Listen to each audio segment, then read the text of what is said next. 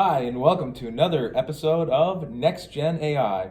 I'm your host, dsingley with MAPSYS, and once again, I have with me here Mr. Daniel Casillas from QLX. Daniel, say hi. Hello, everyone. So today, we have another very interesting episode for you. Today, we're going to talk about performance and benchmarks of our AC922 compared to other platforms, namely those other guys at Intel. I guess I just said their name.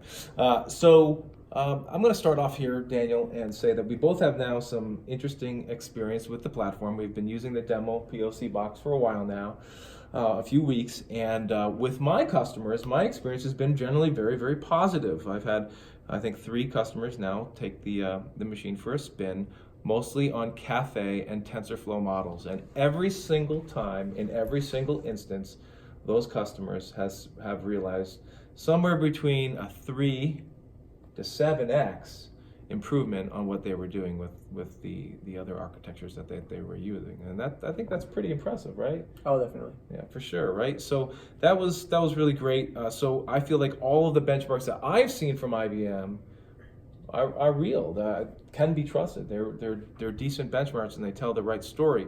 Now, Daniel, I know that you've also played around with the AC922 with your own either projects for work or projects for customers. So what kind of performance improvements have you seen? Right, so we train a DDQN model for reinforcement learning using visual inputs as the inputs of the system, and we definitely saw a big improvement of about 2 to 3 times faster training compared to the boxes we're using. Sure, that's amazing, fantastic. Well, thank you for sharing that, for sure. So why don't you do this? Swati, why don't you come around and take a look at the screen here with Daniel and I. What we're doing is we are using IBM's performance benchmarking website. Let me show you what it looks like right here. Okay, this is the IBM Power Systems Performance Benchmarking website. As you can see, there's lots of different benchmarks that they have listed on this particular website. We are only looking at the machine learning, deep learning benchmarks right here. And within that, Daniel and I are only going to talk about Caffe and TensorFlow benchmarks. So the first one we're going to show you is located down here. The Caffe results in IBM Power 9 with NVIDIA. Of course with NVIDIA. We're not going to do much AI workloads without NVIDIA. So here is an interesting benchmark that talks about using large model support, which Daniel sort of went over a little bit last time in our last video, and he'll talk more about today a little bit, with the IBM AC922 machine with 4 Tesla V100 GPUs against a competing Intel machine with the same Tesla V100s. And in this particular benchmark, you can see a huge discrepancy in performance. Big difference, right? We're talking like 3-4x here on this particular workload, and which sort of jives, Daniel, with what I've seen with my customers and what you've seen, I think, with everything you've been doing. Definitely. Yeah. So it looks pretty good. Daniel, anything else you'd like to add on this particular benchmark? Yes. So speaking of large model support, there's a benchmark that I think it's really interesting. It will be great to discuss.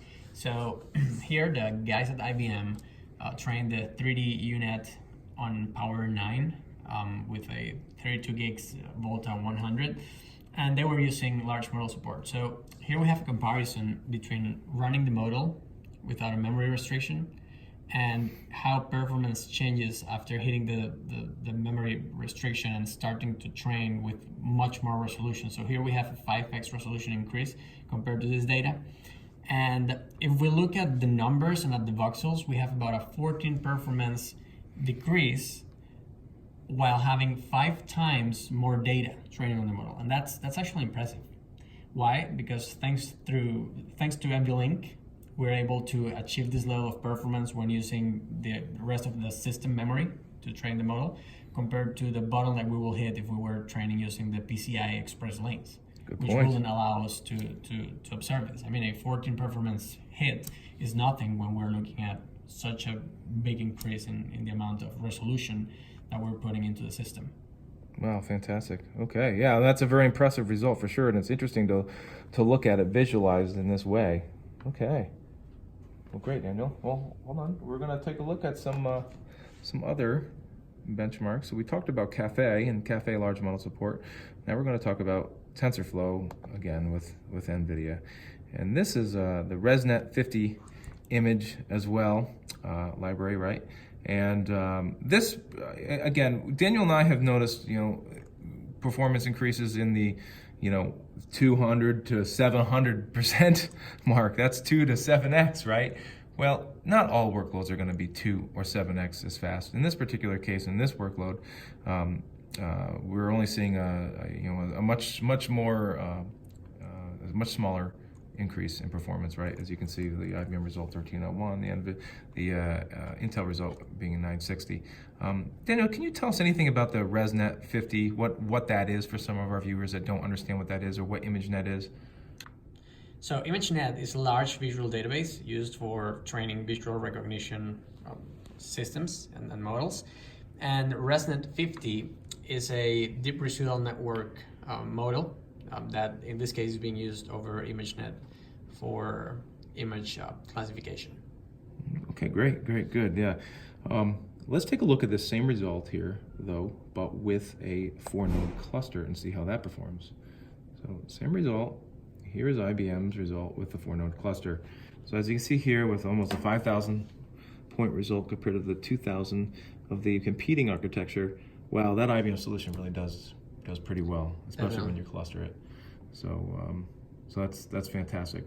So Daniel, for the most part, I think we wanted to just say that the results that we see from the vendor, in this case IBM, on that AC922 really do jive with what you and I both see in our real-life testing, both with actual customers and with our own data, with our own data sets.